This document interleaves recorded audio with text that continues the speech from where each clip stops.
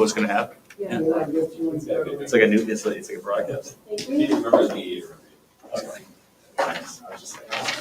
Anybody else? Thank you.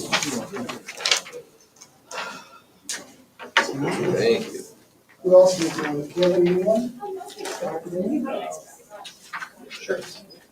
One more chair. Two more chairs. One more chair. There's one over here.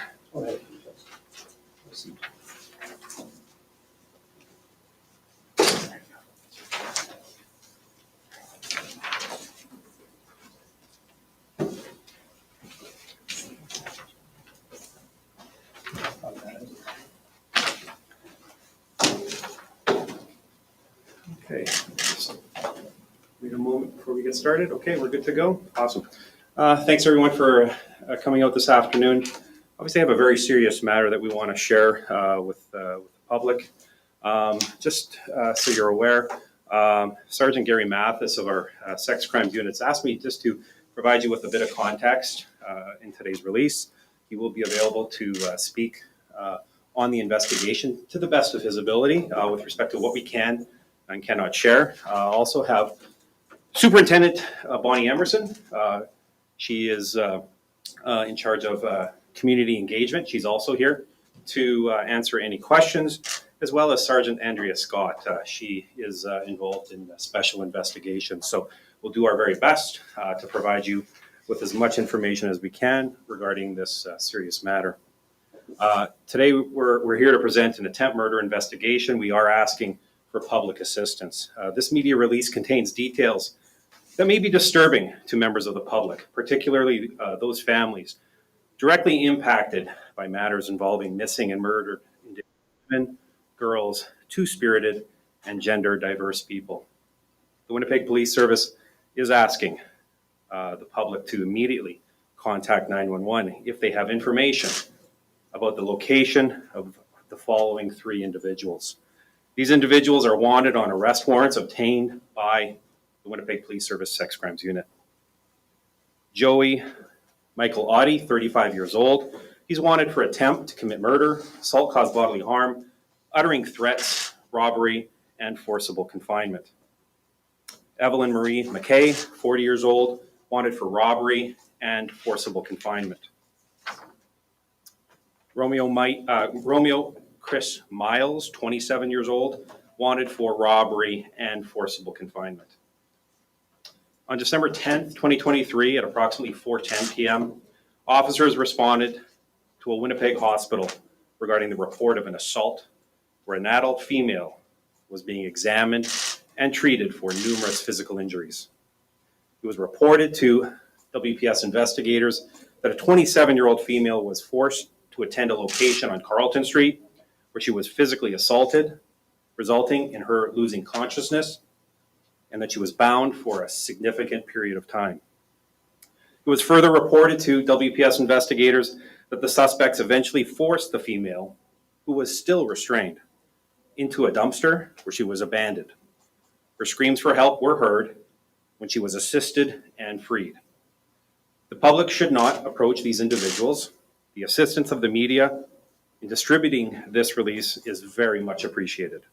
Anyone with information regarding the whereabouts of these individuals is asked to call 911 immediately. Investigators at 204-986-6245 or Crime Stoppers at 204-786-TIPS. So again, that is the release that we're putting out today. And again, we'll do our very best to answer some questions. I think I have Sergeant Andrea Scott right now, who just wants to share some information with you and her involvement. Thank you. Good afternoon, everyone. I wanted to speak with you in regard to the service's ongoing response to the safety of Indigenous women and girls. This was a brutal assault on an Indigenous woman, and I want to share with you specifically Division 41's safety strategies for Indigenous women and girls. Division 41 is comprised of sex crimes, child abuse, counter-exploitation, and missing persons, just to name a few. We work proactively with our community partners on a daily basis to collaborate, improve services, education, and provide an individualized approach to those most vulnerable within our community. We collaborate often with our partners within Winnipeg Outreach Network, CFS, Bear Clan, and Victim Services. We are committed to these safety strategies as a division and as a service. Thank you. Okay, certainly open it up to questions. We also, again, have Superintendent Bonnie Emerson in charge of community engagement. She is available for questions as well. But if there are questions, again, we'll do our best to provide a response for you. Sergeant Mathez, I think we'll bring you forward. Thank you. Good afternoon, everybody. Did the victims knew the three persons? We do not believe at this time, although it's early in the investigation, that the victim knew any of the subjects involved at the residence over on Carleton Street. The press release says a significant period of time. Is there any sense, is that hours, is that days? Yeah, this occurred over several hours. We believe that the victim arrived at the apartment complex at 24 Carleton in the afternoon hours of December 9th, which I guess would have been Saturday. And this incident would have continued on into the afternoon hours of December 10th. So did she attend that location her own volition, her own free will initially, or? She attended that. That address was previously unknown to our victim. She attended there with another individual that we are still looking to find. We don't know. We have some ideas of who that person could be, but we're still in early stages of the investigation. But she did attend there with another individual who brought her to that residence that was far more familiar with it than her. And that person is not one of the people listed here? That's correct. Do you have any indication of why she went there? No, I don't. And what type of location is that on Carleton Street? Is it a home, an apartment building? Yeah, 24 Carleton, it's right in the area of Carleton and Assiniboine for everybody, just for sort of a geographical reference. It's a multi-story Manitoba housing complex. So she was significantly injured. I mean, in terms of her being placed in this dumpster, was she so injured she would have been unable to get out on her own? Is that? Yeah, we've got, like I say, we still are, I don't know about early, but certainly at the midpoint of this investigation. The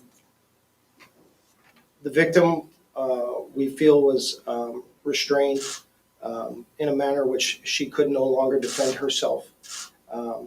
We feel that, I know, she was brought there in a capacity where she was physically placed in there by one of our subjects here with the assistance of another individual.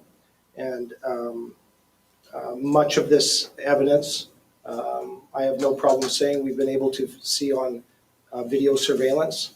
It's disturbing, and it's a complete disregard for any kind of human life as far as I'm concerned. And these three individuals named in the press release, they're obviously known to police as they have mugshots here.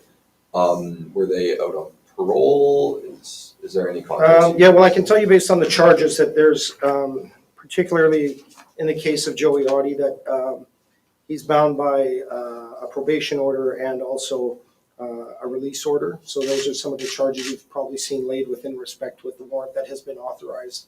That was back on December 15th, which would have been Friday, is when the warrants have been issued. So we've done an exhaustive search utilizing the resources within the service at this point, which includes the Manitoba Violent Offender Unit, our community support units, obviously our frontline members and investigators. And at this point, although we've arrested 2 individuals within relation to this investigation as a result of a search warrant we did on December 14th at 24 Carleton with the assistance of the tactical, our tactical unit. We've been able to arrest 2 individuals, but we are aware that that Mr. Audie is subject to those two orders. That's two suspects in addition to these. Yeah, that's correct. The the refuse bin, was that also off Carlton? I'm sorry? The dumpster, was that also off Carlton? It's right at the complex. Yeah, it's an exterior dumpster where the victim was definitely exposed to the cold and the sub-zero temperatures.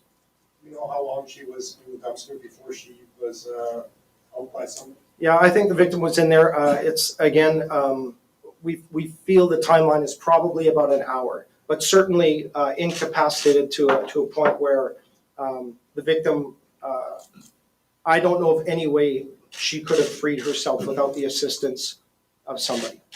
Is the nature of the relationships between the aggressors known?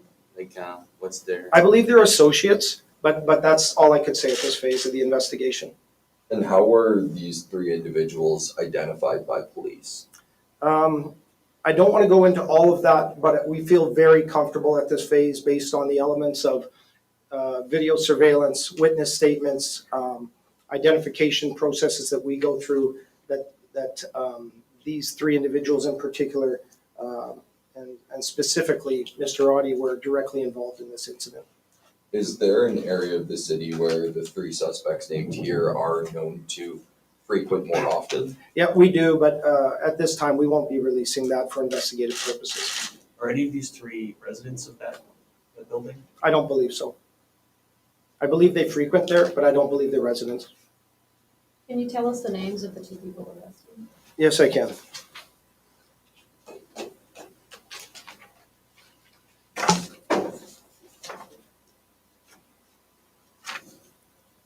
Again, on December 14th, as a result of a search warrant to a residence at 24 Carlton. We won't be providing the suite at this time, but with the assistance of our tactical unit and sex crimes members and members of the specialized investigations unit, we've arrested Milord Barrios, spelled Barrios, 28 years.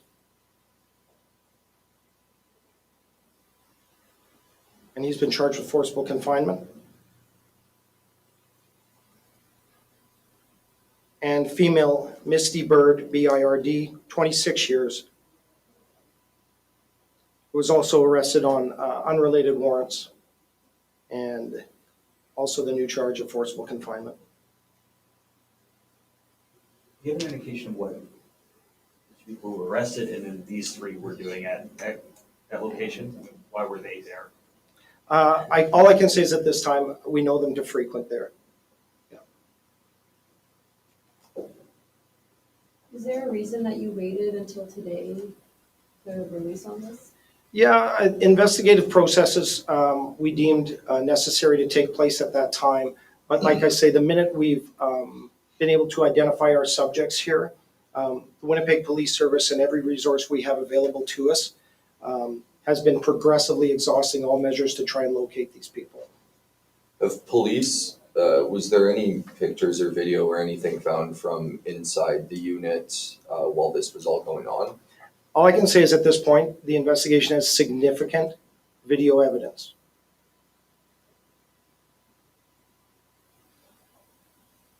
Okay.